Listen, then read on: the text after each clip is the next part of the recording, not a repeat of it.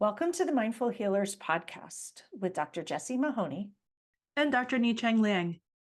We are physicians and leaders who are also trained in coaching, yoga, mindfulness, and integrative medicine. We are also mothers, spouses, sisters, daughters, aunts, and friends. In this podcast, we share candid, heart-centered, loving, science-based, thoughtful, and often fun conversations about the challenges life throws at us. With our collective experience of over 30 years in physician and personal wellness, we reflect and offer pearls of wisdom for navigating life's challenges with more ease. From parenting, marriages, money scarcity, cancer survivorship, uncertainty, challenges in practicing medicine, we cover it all. We invite you to refresh your perspective and empower yourself with mindset, mindfulness, and other well-being tools that actually work. A quick reminder that nothing in our podcast is medical advice. Today, we are going to talk about letting go of a limiting medical mindset and becoming someone new with Dr. April Wazeka. Do you struggle with scarcity mindset? Do you compare and despair? Do you catastrophize and focus on the negative? Do you think medicine is all you can do and that it's probably too dangerous to leave and do something else? The intention of our chat today is to share April's journey since she last came on the podcast in 2022 and have a conversation about how she has been navigating the ups and downs of her new life after leaving her peds pulmonary practice about 1.5 years ago. And the take-home message is that you can move beyond the limitations of our medical mindset and make a big change and be okay. In fact, it might turn out better than you think. So, April, thank you so much for coming back for a second round of the Mindful Healers podcast and sharing your story. And so I would love to hear a bit about what's happened in your life since you joined us on the podcast in 2022. And perhaps hear a bit about what I consider to be the unexpected gifts that came from your decision. You spent a lot of time worrying about what would happen, as all of us do when we make a big change. And yet there were so many things that you didn't worry about that turned out even better than you thought. Yeah, thank you, Jessie. Thank you for having me again. I always listen to your podcast, as you know, so it's great to be back. So yes, I'm in a very different place than I thought I would be almost 2 years ago.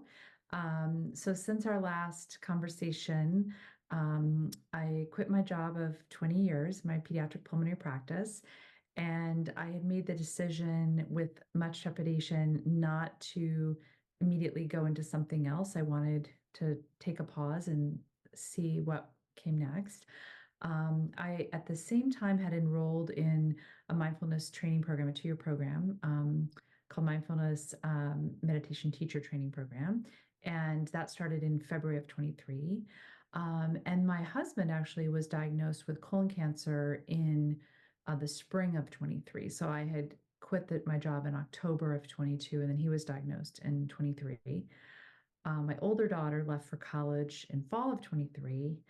And my other daughter, currently in high school, has been navigating the bumps and ups and downs and definitely needing me. So none of that was necessarily what I expected. It wasn't part of the plan. It wasn't part of the plan.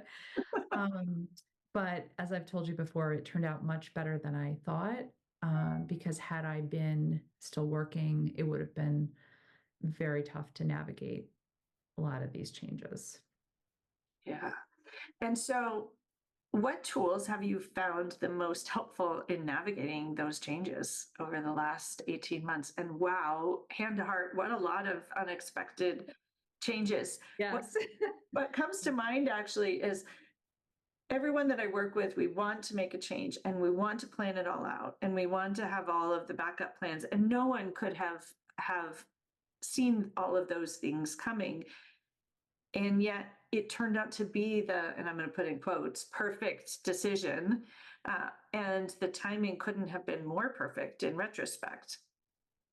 Yes, absolutely. And I think the tools that I use to decide to leave my job, to leave medicine, were a lot of the tools that fortunately I had to navigate these changes, especially my husband's illness.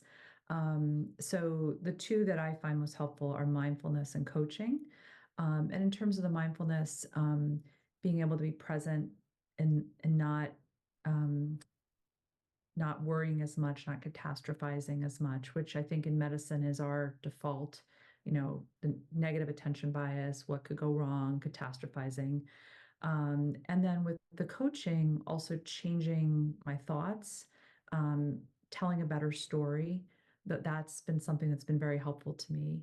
And some of your questions that I always use, I have the card deck with questions. So the big one I used when I was transitioning was what if it turns out better than I expect? Because I went immediately to, what if I can't get another job? What if I miss medicine? Like all the negative things. So those are things that I find very, very helpful. And I think another tool that we've talked about on the podcast before is hand to heart. So just really, doing that, getting that little oxytocin burst, really feeling what do I want, not what does society expect me to do. And that was one of the hardest parts about leaving, is the expectations that I had of being in medicine, that I couldn't leave, that I needed to be in medicine forever. And that helped. Maybe that you were a failure if you didn't. Absolutely. Absolutely. I would be a failure. I would never get another job. I had patients I love that I had been practicing for 20 years, that I would never find that kind of situation again, that I would miss medicine. Those were some of the thoughts that I had. And I think that's what we were thinking about in this idea of the limiting medical mindset, because we're certain we look at all of those things and something bad will happen. And yet for you, a lot of good things happened. And one of the things I'm just realizing you didn't mention is that since you left, your practice has gone through dramatic change as well. Yes. And absolutely. that had nothing to do with your leaving, but that almost you couldn't have picked a better time. Absolutely. I mean, I think if I had stayed, the stress level and the workload would have been much higher than it was before I left. And a lot of the changes, it just would have made the practice very different. And obviously, like you said, I didn't know that was going to happen when I left. The other thing that's been interesting is on a few occasions, I've been offered opportunities to go back, maybe part-time or per diem. And at each level when that happened, I had this feeling, and I had a lot going on, so I couldn't have done it, but my immediate reaction was, no, I don't want to do that, which was very helpful because I thought I would jump at the chance to have a little more medical. And when you said no, you did your hand to heart. I don't even know if Yes. you go to step, but Yeah, probably. right, that's how you knew it was a no. And that's how I know things are a no. Like I often don't know, but when I do hand to heart, it's a yes or a no. Yeah. Did you have guilt when it was a no, when they asked you to go back? Absolutely. Yeah. Absolutely. I felt very guilty that my friends and colleagues were in a difficult situation. But I will say less guilt now than I would have had 2 years ago. My hardest part was when I left, I felt very guilty for leaving. And I think now that I've been out, I feel less guilt. Would you be willing, I didn't ask you this before, to share the story of how did you leave? What was the energy that you brought to that leaving, and what tool helped you leave? I'm going to offer with grace and elegance in case you don't give yourself as much credit. Well, I think, again, kudos to you, Jessie. A lot of that was the coaching, setting an intention. How did I want to leave? So my personal sense was I'm exhausted, I'm overwhelmed, medicine's changed, but I didn't want to leave with that kind of negative energy. So you and I talked a lot about how do I leave in a positive way. And I think this is true for anyone going through a transition, like, how do you want to approach it? And so my intention was, to leave with love and respect for the people that I was leaving, and to leave with a positive note. So not, oh my gosh, my job is so overwhelming, I can't take it, but more, oh, I'm going to do something different. I'm excited to do something new in this stage of my life. So frame it in a positive way. And the other thing that I did when I was thinking leaving with love is I said, I love you guys, you're the best group, but I need to do something different. So not, no blame, no Yeah. negative. And I think that energy really helped the transition. Helped you and them. It was a gift to everyone. It went much better than I expected. I was, again, catastrophizing that it would go badly, and people were much more supportive than I expected. Yeah. And one other thing that comes to mind that I often help people with is keeping it simple, right? So you just described staying out of all of the explanations. Nobody else actually had to understand all the details.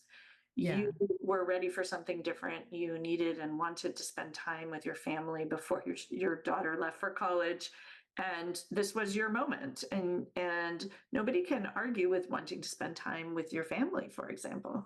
Yeah, that was actually also very helpful when that was true, but it was also very, like you said, they couldn't respond to that. I think the other thing that was helpful in my case is I wasn't setting up my own practice. I wasn't going to a competing practice.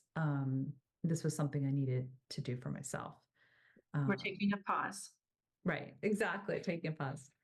It was terrifying, but it made that process a little bit easier, I think. And so, because it was terrifying, and having done something similar, I fully acknowledge it's terrifying. How did you, someone asked me once, how did you have the courage? But I'm going to ask you a different question. How did you grow the courage? Because we don't start with the courage. And I would say, to anyone who's thinking of transition, I think it probably took 2 years for me to really be, and maybe some people would take less time, but it took about that much time for myself to kind of grow the courage. And I think different steps. So part of it was my own sense of myself as a physician. This is my identity. This is what I do. How could I leave that? I studied so long. So that was one. The second part was, what are people going to think? What is my family going to think? What are my friends going to think? What is my practice going to think? So just overcoming those barriers. And you asked me something really helpful. You said, well, if no one else had an opinion, you could do whatever you want. If no money was involved, what would you do? Right. And I was like, yeah, that's what I would do. If there was no judgment from anyone, what would I want to do? And that was another very helpful question. So I think the process, it took time. The other thing that I did is I researched a lot of different options for non-clinical options in medicine.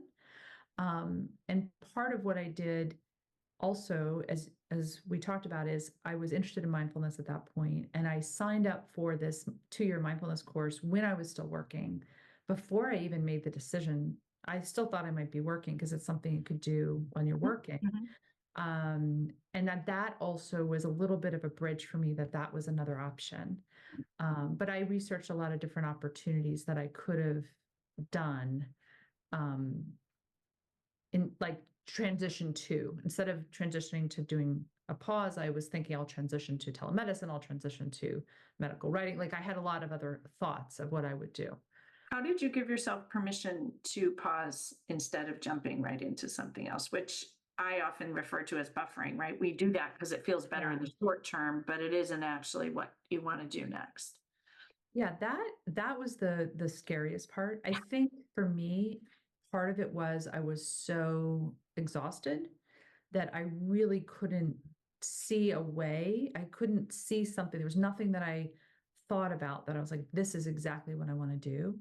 And actually, my husband was one of the people who said, why don't you just take a little bit of time and just give yourself a break and then figure it out. But yeah, that was the scariest part, because in medicine, especially, I think we like to have everything planned out. I'm a very, organized person. I like to fix everything. I like to know what's going on. And that was the hardest part. It's like jumping off a cliff.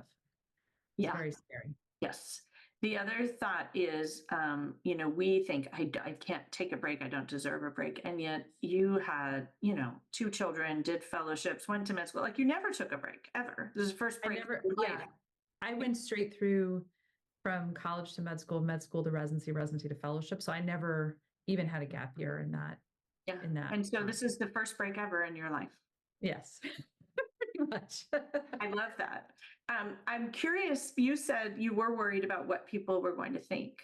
And I'm really curious now, you moved beyond that. So how did you move beyond this fear of judgment or what rejection or what people would think? Because most of us in medicine, we are people pleasers and we're afraid Right. of what people will think. We're afraid of being judged.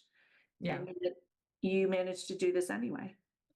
That was hard. I do think one thing that helped is, and you had said to me earlier, like, well, 30% of people won't approve, 30% don't care, 30% will like be excited for you. Yeah.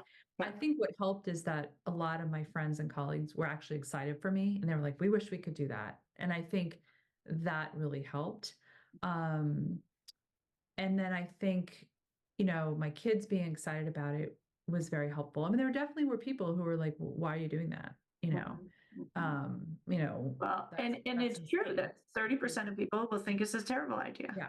30% thought it was great, and 30% Right. no opinion or too exhausted and overwhelmed themselves to notice.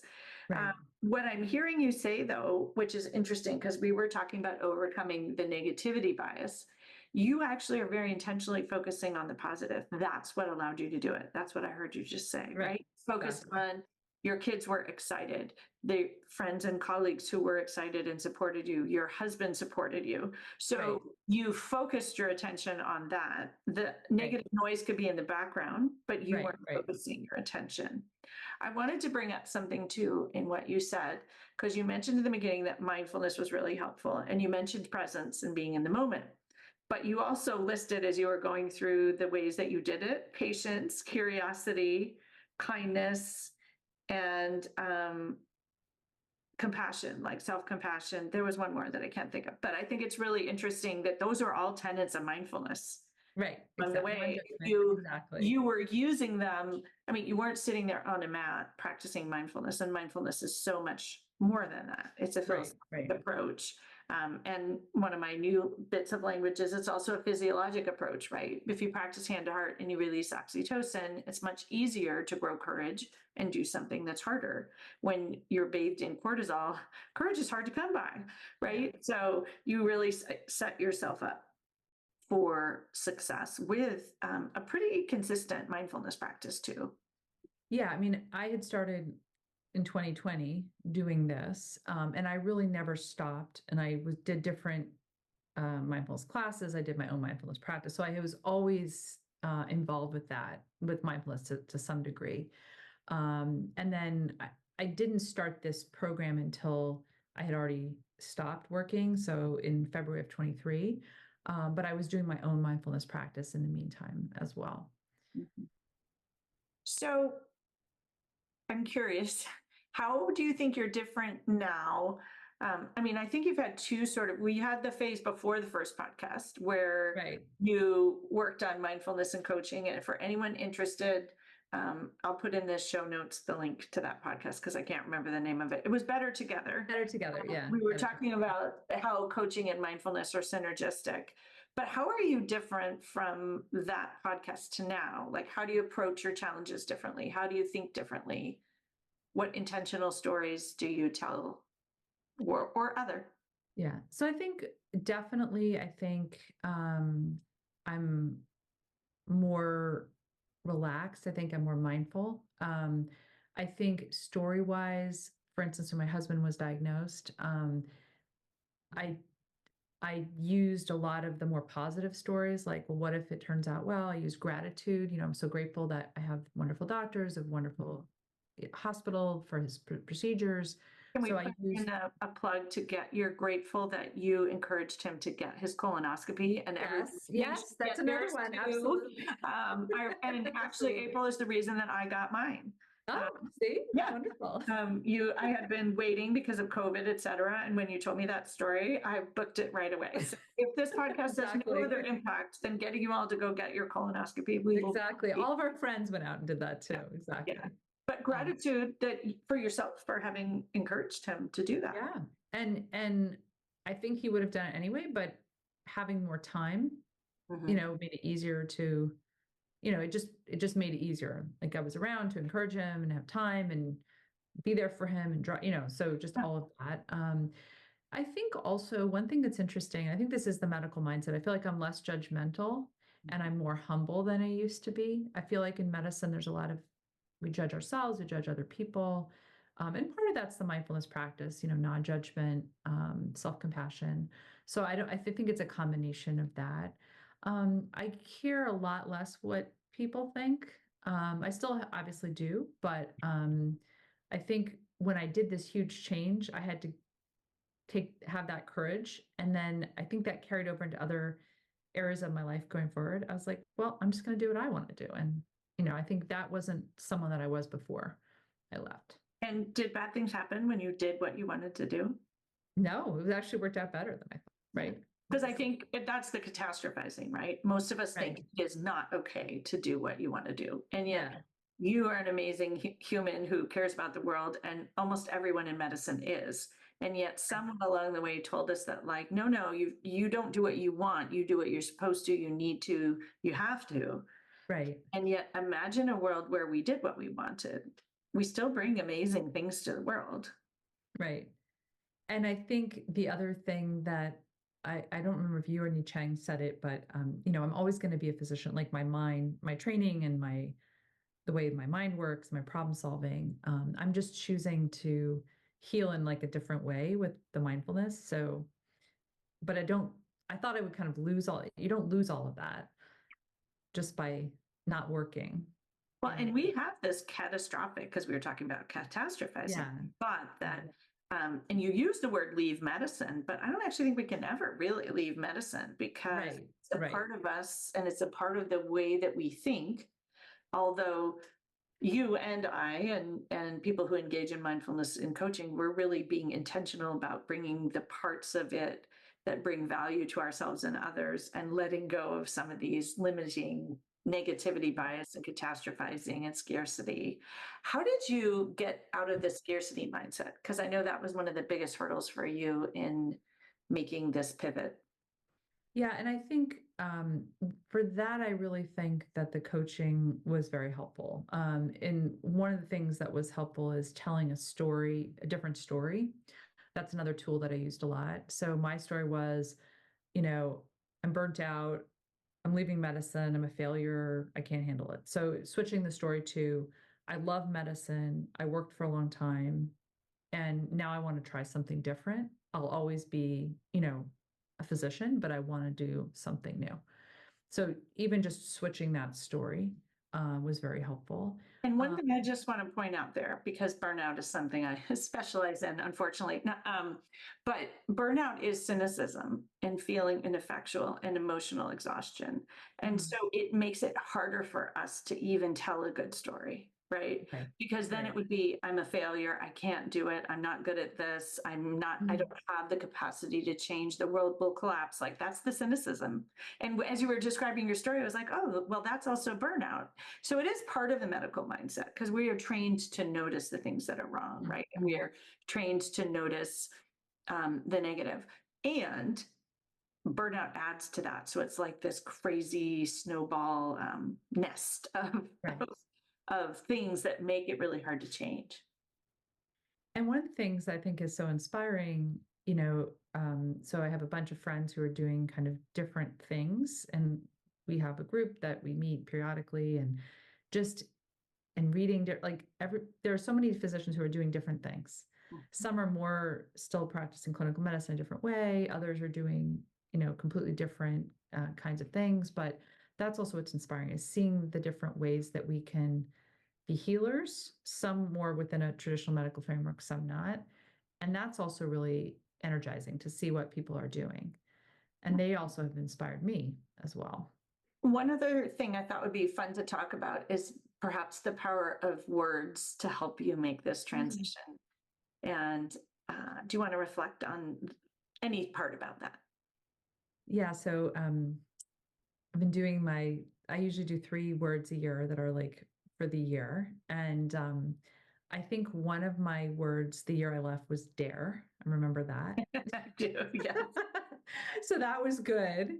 I think I actually had it as my login at the hospital, like, to remind me of the word. So that was also, I think, intentional. And my words this year are joy, elegance, and light. And I think, it's been a very bumpy, year and a half, but I think having the words kind of reminds you of, well, what is your same, going back to the intention, what is your intention? How do you want to handle the situation? Coming back to the words is helpful. And I think you used those words in your transition moment to sort of steady you, or for buoyancy, just as you maybe resigned with love, you Yes. approached your transition with grace. I can't remember your words last year, but grace. Yeah, I think it was grace. Yeah. Was one of them. Yeah, and approaching, a cancer diagnosis and your husband with grace. I feel like maybe one of them was elegance. Maybe that's how I see elegance you. So it might be with the one that is this year. Yeah. Yeah. Okay. But using those to help sort of be your shining light, or your, sometimes I say your life preserver, to keep you buoyant, but helping you sort of stay grounded and maybe a bit on track rather than the off track. We're both in pediatrics, the off track toddler. Yeah. So I think they're really, you had mentioned, your card deck of I always call them the pearls of pause and presence, or your words, or having these tools that you can drop into. So when something happens, things that you can predict and things that you can't predict, you have those tools at the ready. Yeah. And I use that a lot, obviously, with my husband's illness, just trying to stay out of the panic and the anxiety, and trying to use those tools. The coaching model, I don't know if everyone's familiar with that. How to react to a situation, how to show up, what is my intention? I use that a lot as well. I love that. So tell us a little bit, you made this huge shift, and we talked a bit about some of the tools you used. And as I see it, you're now in the next phase of creating and building and attending to what's next. Your pause was maybe longer because of these unexpected things that happen. A lot going on. Yeah. Yeah. But now you're sort of in the next phase of creating and building, and maybe, doing new things in midlife. You and I are around the same age, right? It's like to do something totally different and to have this new identity and new version. How are you doing that? What tools are you using for that? And I think, what was kind of interesting is I think it took at least 6 months, and then obviously we had a lot going on, but that first 6 months, I think, just kind of recovering from the transition and figuring out the new normal, and then dealing with my husband's illness and all of that. But I felt like this year I've been feeling very energized, that I wanted to try new things and start something new. And as I mentioned, I've been doing this mindfulness training program, which is coming to an end soon. And I've been doing my teaching classes, and I've been really enjoying that. And I'm considering I probably will start my own mindfulness company to maybe teach mindfulness. I have a lot of different ideas, either, to physicians, to teenagers, to moms, to, YMCA, or even at conferences. I'm just trying to think of places I could teach it, which is really exciting. When I started this, I did not know that was going to be, like, that was not my intention. I was thinking I would incorporate it into my clinical practice, my medical practice. And you, I mentioned to Nicheng that we were going to record part 2, and you and I found each other through Nicheng and through the ATS conference, which now you're not going to. And it's funny. It's Yeah. actually this week coming up, American Thoracic Society, and I had gone for 25 years or something. Yeah. It's weird, but yeah, I was like, I don't need to go to that. But that's where you discovered mindfulness. Yes, absolutely. That you could never have predicted that it would have led you to become a mindfulness teacher. No, not at all. I was very skeptical of mindfulness. I believe. Yeah. Yeah. But And I you- did sign up for her Yeah. session. So, Yeah. And you showed up essentially with hands wide open, which is like curious. Right. I wonder if Right. this could help. right. And now it's really changed the entire trajectory of your life. And I think for me, as for a lot of people, the pandemic also really changed. I think if the pandemic hadn't happened, I would still probably be plugging along, doing miserable, but doing what I thought. Yeah. So, how have you had your own back after making your decision? You made your decision to pivot, and all of these unexpected things have come up. And I often talk with people about having their own back after they make a decision. How have you done that? I think in a couple ways. I mean, one is just taking care of myself, sleep, exercise, mindfulness, just, I think one of the hardest things that I'm trying not to do is to recreate busyness, trying to stay out of urgency and really give myself. So that's one way that I've tried to have my own back, to give myself that space to really figure out what I want to do. The other way is when people, disagree or say something critical about what I'm doing, is just to let it go. It's not about me, let You were them. a poster child for mindfulness. Let it go. It's like, Doesn't always work. no, but that is, of course, one of the tenets, right? And so you're setting a mindful intention. Right. And Right. what I am hearing you say is that, after, gosh, it's 4 years of this work, essentially, that this has become an integral part of you. A lot of people ask me, well, how do you get to that point? It's practice, right? You just keep practicing, you Right. keep setting Right. intentions, you keep focusing on the positive. And you mentioned, this very specific intention to not recreate busy and not recreate urgency, those medical mindsets. And it's setting that intention. Yeah. Right, to move forward patiently, to trust, and trusting is another one, and thinking generously, it's going to turn out better than I think. That's another, it's a blend of, whether you want to call it coaching or mindfulness. It's how you use the language. It's one or the other. How's that? Right. That's really better. It's probably a combination of both. And I think for people who are thinking of transitioning, I think the coaching was very, very helpful for me. I don't know if I would have done it without the coaching, honestly. I think that's as sort of talking about, you set yourself up well. You did a lot of work before you made the transition. Right. You also have continued to support yourself to some degree, somewhat regularly throughout.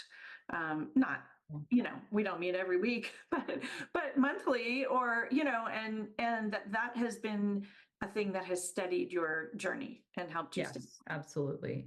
And maybe if my husband hadn't had the medical issues, I might have felt less necessary, but maybe I still would have needed it. But I think especially with that, it was very helpful as well. When I'm always very transparent that I got into this work because of my husband's own medical health issues, which are a little bit different, but that's how I got into it. And that I still support myself with coaching, because to me, it's the way to show up in the world as the best version of you for whatever challenge comes next. And even when things are going really well, like in this building and creating phase, that it's a beautiful opportunity to support yourself. Absolutely. Anything else you want to share with people listening? I mean, I think, I think the main thing I would share is that it's up and down, and that it's scary, but that you can do it. It's totally worth it. And I think the other thing that I've learned, and I think you had said this, Jessie, as well, is the transition takes time. So even when you make that change, whatever change you're thinking about, whether it's going part-time or changing jobs or going to a different field, whatever, you're going to have those periods of self-doubt and second guessing, and it's not going to be smooth at the beginning. I feel like now I've reached a different point where there's still challenges, but I'm past that up and down to a large extent. And I guess it took longer than I thought Yeah. to kind of get to that point. Yeah. And expecting the up and down, I think, makes it Right. helpful. Right. And one thing you just mentioned there, so powerful in transitions, is to expect self-doubt. The Right. catastrophizing will pop up. It doesn't mean that something's gone wrong. It doesn't mean you have a reason to do it. It's an old habit. Right. And so when you are at the point where you can be mindful and say, oh, look at me, I'm back in my self-doubt. It's just what I Exactly. do, or I'm back in my catastrophizing, it loses its power. And that's really, as I see it, how you get out of this medical mindset. You begin to see it, you get farther, it's not inside you ruling your whole life, and you're more onto yourself and more onto yourself. And over time, it fades away. And you are a classic example, a shining model of that pathway. And I think even, when I was still practicing clinical medicine, I think a lot of these tools were very helpful, and it made my practice that last year much smoother. Even before I had left, some of these, recognizing that mindset and getting out of a lot of the negative thought patterns. It just helped me be a better doctor before I ended up leaving. And that is something I bring up a lot in transition coaching. So important. You don't want to leave as a reaction when your brain is not managed, because then whatever you go to, you bring your unmanaged brain, and you don't like that either. And you end up feeling very unsettled and unsafe there. And so when you do this work, most people say, oh, I could stay, but I really want to do something else with my life. I'm meant to be doing something else. And what I love about your journey is oftentimes people think they can't leave till they know what that is. And I very often tell people, well, sometimes you have to leave and sit in the spaciousness before you know what that is. Because we're too busy and or too detached from ourselves to know that. Yeah, absolutely. And I think especially the first few months, I think I was still even just like catching up on sleep and recovering from working so hard. And it took time to really be able to think about what I wanted to do next. Time. And another thing that you've said a couple times that I just want to point out is repleting yourself. You talked about, I did my mindfulness. I needed to rest. I took care of myself.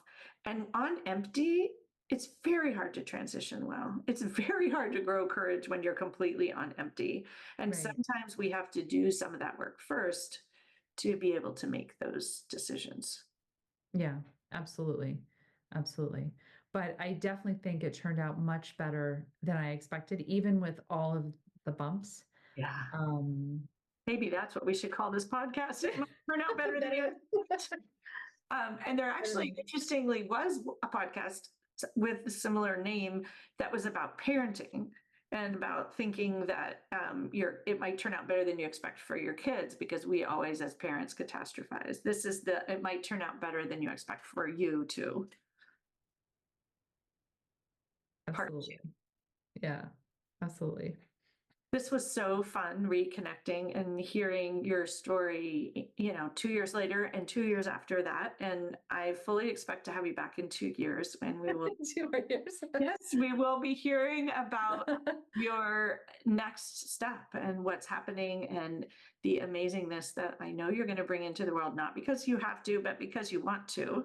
Exactly. I also know April's an art history and an art lover, so it's going to be beautiful and elegant and make the world a better place.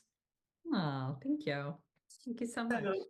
Thank you for joining me yet again. I super appreciate it. And I know that listening to this will have been helpful to many people who are somewhere on their journey, whether this thought is just percolating into their head or they're ready to resign and give notice or pivot even part-time, that you can jump out of these thought patterns no matter how deeply rooted they are. It does take time, and it takes patience, and it takes a ton of kindness and compassion and courage to get there, but that it's totally possible. And I'm going to offer it almost always turns out better than you expect. Maybe always, but nothing is right. Nothing is all or none or 100%. Exactly. Almost always. And if I can do it, anyone can do it for sure. Well, everyone can do it if they Everyone want can do to, it. and Yes, if they everybody can do believe in themselves. We don't allow putting ourselves down. Right? Yeah, exactly. Anyone Expert- can do it. I'll We're say it experts at positive. it. Anyone can do it. Experts at it. But notice you flipped pretty quickly. Oh yeah, everyone can do it. Everyone and Yeah. anyone can do it if they want to. Yeah. And I do think just reflecting on that, that if you want to is really important. I think there's also that message out there that many people are struggling with, that medicine is such a mess, you shouldn't want to be in it. You should want to have your financial independence, and you should be able to be free, and you should want to be free, and all of these things. It's okay to love medicine. It's okay Yeah, to sit absolutely. and to do it. It's really about, what do you want for you in your life in this moment? And for you and I think it's also okay to practice something for 20 years, 20 plus years, and have given enough and to feel complete. And we all deserve lots of phases and journeys in our life, and medicine doesn't have to be the only one. Exactly. Exactly.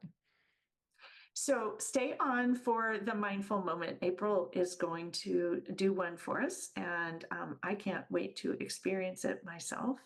And thank you so, so much for joining us and sharing your story. We all look forward to part 3 in 2026. Oh, thank you so much for having me. My pleasure. Thanks so much for joining us. We encourage you to dive into the show notes for each episode for more learnings and resources. We also invite you to take a listen to the many other Mindful Healers podcast episodes. And please share the podcast far and wide with colleagues, friends, and family. If our message and approach resonate with you, we would love to work with you. When you listen to a podcast, you consume information, but when you work with us, you can actually practice and change. We offer coaching and mindfulness experiences, talks, workshops, retreats, and more. Connect with us at themindfulhealerspodcast.com. The content of this podcast is not medical or life advice. We invite you to participate in the mindful moments we offer at the end of most of our podcasts, but please only do so safely.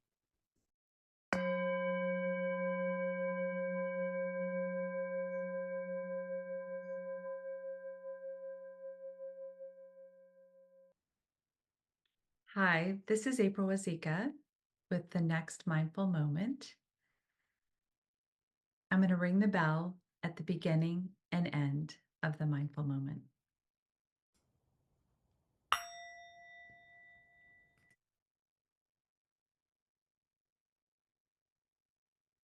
Sit in a comfortable position. If it's safe to do so, you can close your eyes or soften your gaze and take in a few deep breaths. Begin by noticing the point of contact between you and the supporting surface you choose to sit on. Make sure that your spine is in alignment and see if you can sit in a more upright posture. Maybe placing your hands in your lap if it's safe to do so, or comfortably atop your thighs. Now relax into your body. Let your heart be soft. And begin with the extension of loving kindness towards yourself. Gathering all of your attention behind one phrase at a time as you repeat these affirmations to yourself. May I be safe, be happy, be healthy, live with ease.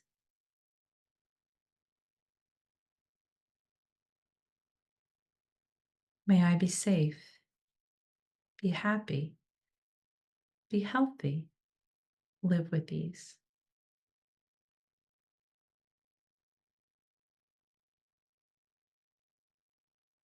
Remember, if your mind wanders, that is a moment for compassion for yourself as you gently let go and begin again.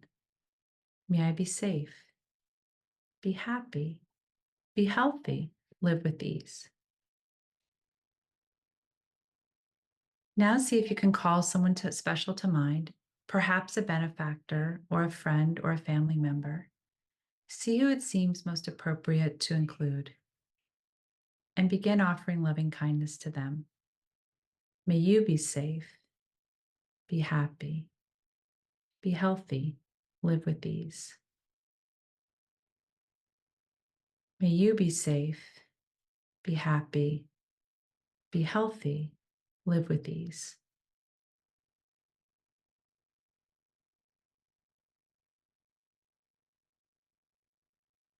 If it feels good, you can try placing one hand on your heart with the other one atop, if it is safe to do so. May you be safe, be happy, be healthy, live with ease. Calling now to mind someone neutral, perhaps a neighbor or an acquaintance. May you be safe, be happy, be healthy, live with ease. May you be safe, be happy, be healthy, live with ease.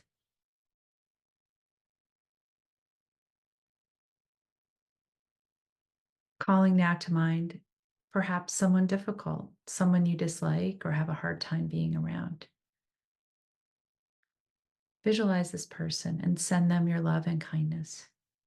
May you be safe, be happy, be healthy, live with ease.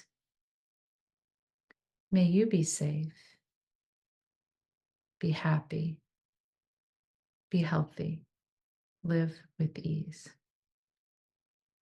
If your mind wanders, gently and without judgment, bring it back and start again. May you be safe, be happy, be healthy, live with ease. Expanding now your compassion to encompass all beings everywhere. May all beings be safe, be happy, be healthy, live with ease. May all beings be safe, be happy, be healthy, live with ease.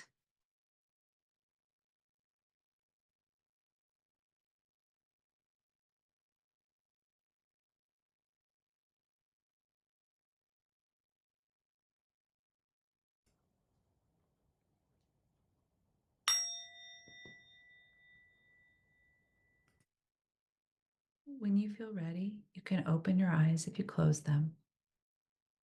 Come back now to the present moment.